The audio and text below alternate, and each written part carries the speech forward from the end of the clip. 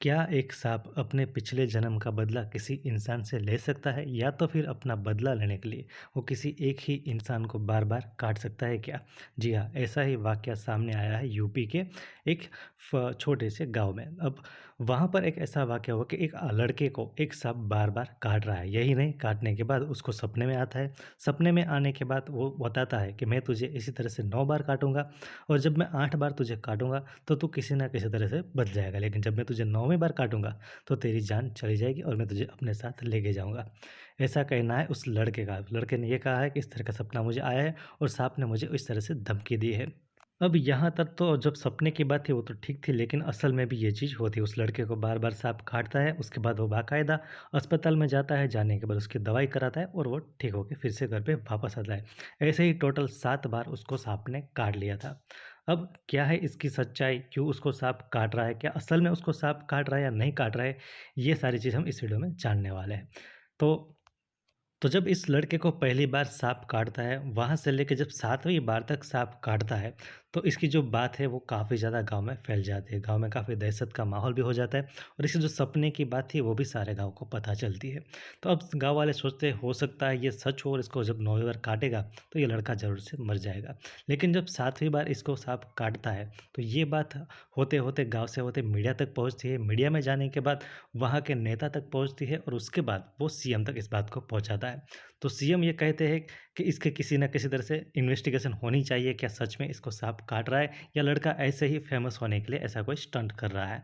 तो इसके लिए एक इंक्वायरी कमेटी भी बनाई जाती है। इंक्वायरी कमेटी यहाँ पर आती है, आने के बाद इंक्वायरी कमेटी जो सच सामने लाती है वो सबको चौंका के रख देता है। अब इंक्वायरी कमेटी ने जब डॉक्टर से बात की, लड़के से बात की, तो उसके बाद वो इस नतीजे तक पहुँचे कि इस लड़के को जो है साँप सिर्फ़ एक ही बार काटा है, जो पहली बार काटा था वो। उसकी बार वो जितनी भी बार अस्पताल गया है, दवाई ली है, वो सारी उसने ऐसे ही ली है, उसको एक भी बार साँप ने काटा नहीं है। तो ऐसा क्यों हो रहा था? क्यों वो लड़का बार-बार अस्पताल जा रहा था? और जब अस्पताल जाता था तो वहाँ पे काफ़ी मोटा उसका बिल भी बनता था, तो वो बिल भी उसको पे करता था। तो ऐसा आखिर वो क्यों कर रहा था?